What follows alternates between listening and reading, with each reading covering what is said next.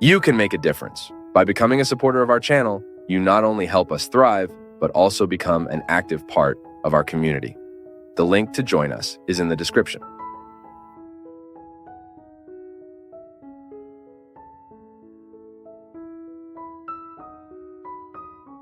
I have no time. We need to get away, even if it's about 10, 15, 20 minutes. To have a personal moment.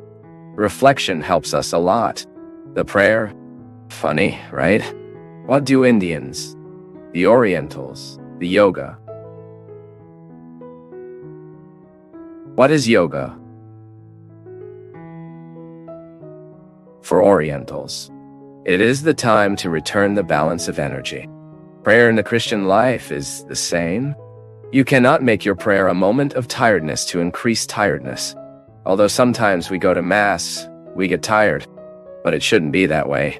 My moment of prayer, he has to be to give me this balance. That's why I like the quieter the environment. If you can in your home before you sleep, make your reflection in a silent space. Although life is increasingly noisy, I am impressed to see the cities do not sleep, guys. Have the opportunity, Martha, to arrive at your home. First toast. Do an analysis of your lifestyle. Are you giving yourself this so necessary space of loneliness? Are you looking for this balance between work and leisure? You don't have to be luxurious, see, my people. I have come to the conclusion that the greatest luxury we can experience in this life is sometimes the right for you to be alone. There is nothing more luxurious than that. Of you being able to collect yourself in a place without the others shouting, asking you, begging you. You are respected. This is too luxurious. The other respect your space. You have the right to live your personal cultivation. This is very luxurious because sometimes you find people who have a lot of money, have a lot of possession, have wonderful places where she can and live and rest. But she no longer has this right anymore. So, luxury, deep down, what counts is the possibility we have to live this success.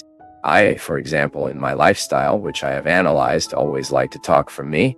I had a habit of turning on the television all the time I came home. I have changed this habit, and I have done everything so that at home, at the time of our meal or the moment we are talking, the television is not causing noise that will get tired as well. I have the fun to live in a region, in a place where I have few urban noises. But I face them all the time because my life is to walk around this country as the song I sing. So when I need it, that I feel that the body is in need of balance, I don't think twice. I will get my refuge where I know that people will treat me as people. Where people will treat me with spontaneity, naturally. Maybe that's it. Martha, maybe we are full of obligation. I don't know how much pain life hurts you. I don't know how much it costs you to live. I don't know how much you cost you. I don't know what pain you will take by the pillow today. What is the challenge you need to digest there? What betrayal you lived? What is the death of the child you still feel? What did you lose? I don't know. I don't know how much life has already hurt you. How much you have already fallen. How much you have already jumped. I don't know what you keep, but one thing is certain. We are very much alike. I also collect a series of failures, and all the people I found from my life, especially the most interesting. Collect failures. Only they don't pay attention to them. There is always a look at the top, which is the wisdom that St. Paul asks us. Look your look up. Oscar Wilde, a very pessimistic English writer with life. Very pessimistic. But also wrote an extremely keen literature. Well done, of course, with a very pessimistic view of the human. He said, "We are all in the mud." I don't remember the sentence very well. We are all in the mud. It is the pessimistic condition he has of humanity, the pessimistic conception of human misery. But he completes giving us space for hope. We are all in the mud, but some decided to look at the stars. I want to belong to this group because I have the mud of human misery. But I don't want to stop looking at the stars. He knows, from this look that aims the top. Because if we are paying attention, my people, and what is not working, if we put too much attention to what is damaged, we risk never recovering. No one promised to be different. Who said it would be a sea of roses? Who said it would be easy? Reaching the glory of the resurrection requires passing through Calvary. It was with Jesus and will be with all of us. We are not here proposing masochism. Let's run after suffering. No need. It comes. Being people is already a sine qua non condition for suffering to happen. So you won't have to run after him, no. Now when he arrives, receive him the right way. Do not allow your suffering to become bitter. Bitterness kills us slowly, even causes cancer in OS. Now make your suffering a step so you can reach this empty tomb, which is the place of us all. The meaning of the tomb is so beautiful, isn't it? It is the place of the dead, but it is already empty. The human connection continues. The connection with misery continues. But it is already empty. It means that when I look at that tomb, I find out that my miseries were buried there and are now resurrected, transformed, glorified in the one who died for me. And that mine belongs to Jesus makes me my miseries die in it, so that I can be able to live up resurrected. Because this is our proposal, my people. It is you who remain miserable. Because the human condition is like this. There is no way to. Misery is part of us. But I am under the light of the resurrection. And because I am illuminated by the resurrection, I better understand my miseries and take care of my miseries so that they do not take care of me. There is a friend in Taubaté. Until a long time, I have not seen her. Viviane has cancer, 14 years old. Viviane fights cancer. Very weakened at times. It suddenly improves. And on the last trip we made to the Holy Land, which Viviane went, some people were surprised when they learned that she had cancer. And then I found the answer because she was so willingly there, the base of morphine, right? And walking in pilgrimage, Viviane has cancer. But cancer has never been able to have Viviane. Language resource. Father, this is a speech that does not open to reality for me.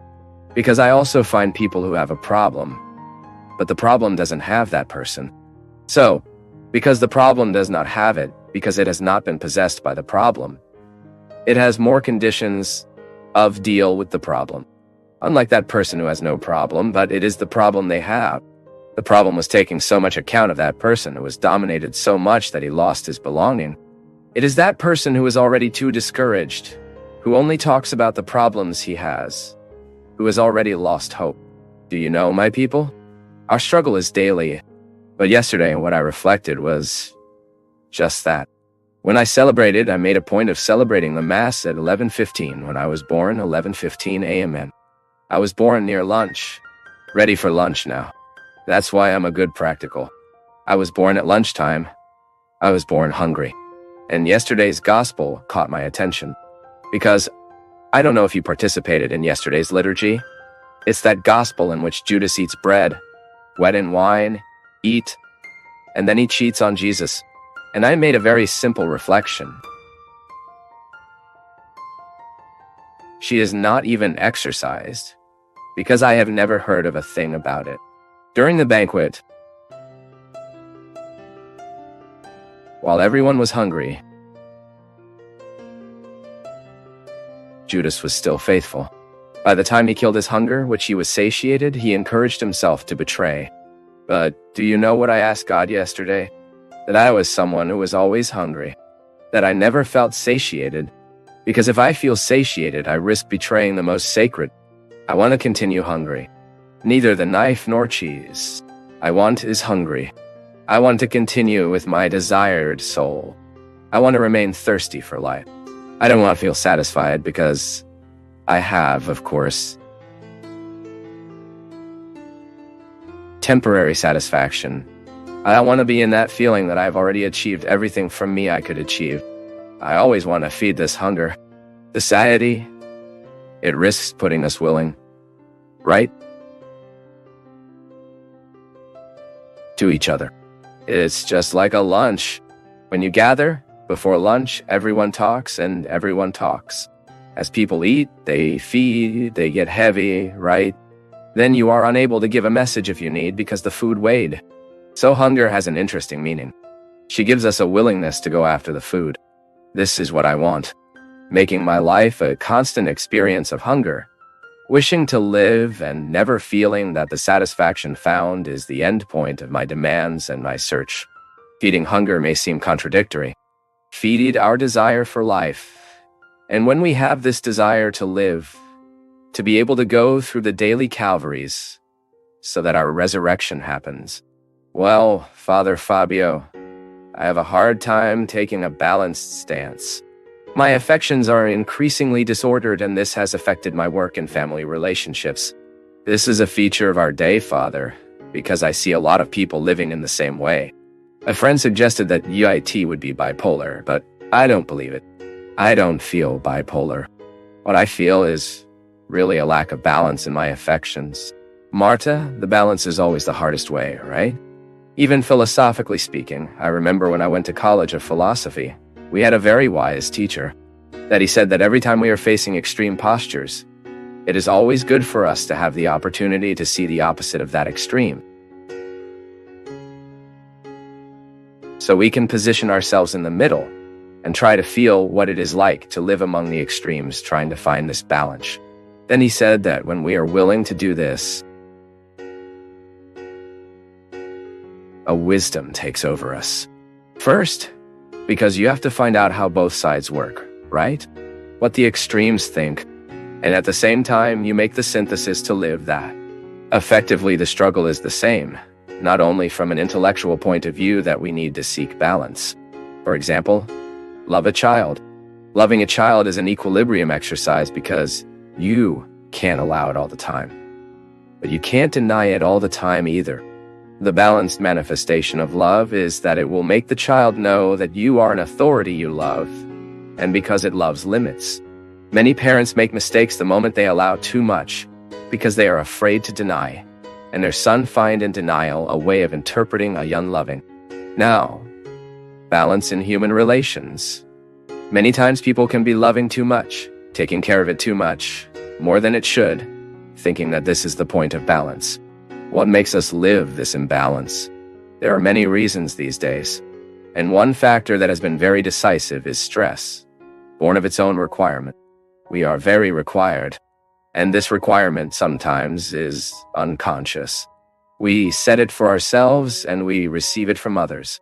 Many times we are pressured to have to handle life. I have to be a good wife. I have to be a good husband. I have to be a good professional. I have to be a good student. And we end up throwing in energy for us to feed this engine. It's as if we were a coal-powered boat. That fire inside that you have to throw wood. You have to throw firewood to feed. To give that ship energy. It was Titanic. For him to walk at all speed.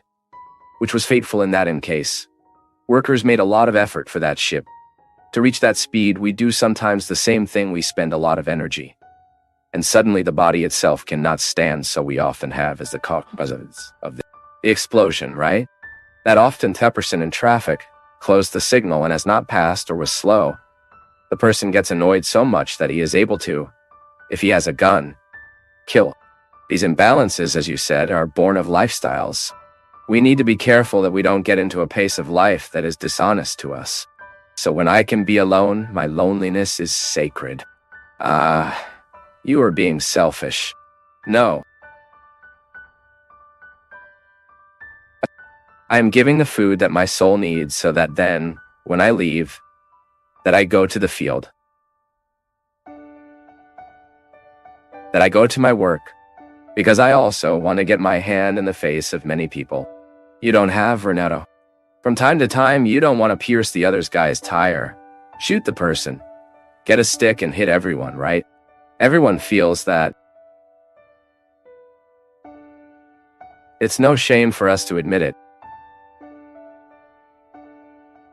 Because sometimes we are ashamed to admit, wow, priest, it's true, if I could slap a lot of people from time to time. But I'm taking my cross as a person here.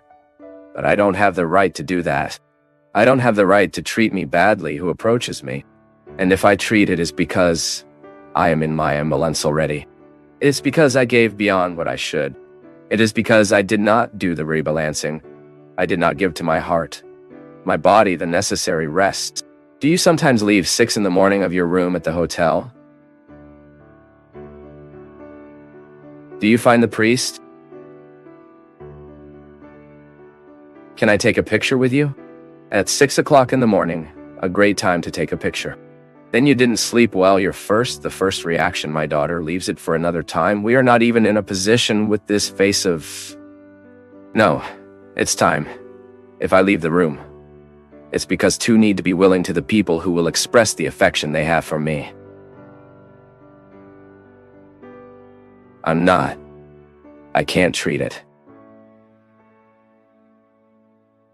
And I'm not just talking about me. I'm talking about you too. I think that's what is missing for us. Sometimes I see people living an exhaustive process of work without giving balance of rest. When we do not make this balance, we end up teasing because there is a physical imbalance. The body is tired, not sleeping how much I should have slept. And you can then be, from an effective point of view, balanced, happy, too sad, too close, too far away. All this here can be synonymous or sorry. It can be the result of a body that is tired. My people have heard me, a lot of people, often hear the need for us to have a physical activity. Boy, but